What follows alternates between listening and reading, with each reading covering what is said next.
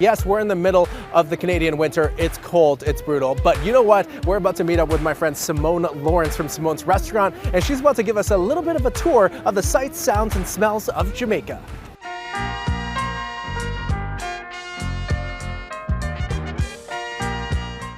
I did the restaurant initially just because I wanted a reflection of myself. It's all about my ideals, my nostalgia, my childhood. Take me back to home and what that was like. My dad was a correctional officer in Jamaica, and he did a little politics, and he's a great cook. And my mom is a no-nonsense cook. She don't beat around the bush. Can you describe a little bit about Jamaican culture and how food kind of fits into it? I mean, we love things like so much. It tastes good or it's not, and if it's trash, no one wants to hear from you. They will not come to your house. It's serious business.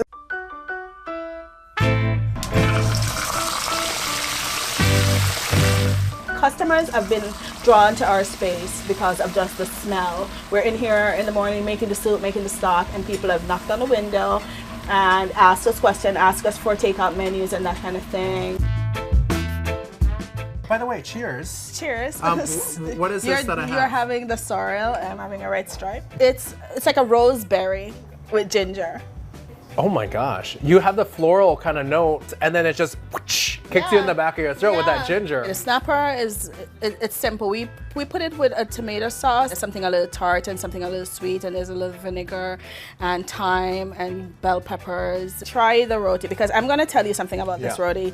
The sauce is so creamy. This one is just so light and it's perfect. This is pure flavor. It's got a little bit of kick to it, but it's not like, it's not overwhelming. It's not meant to punish, it's meant to delight.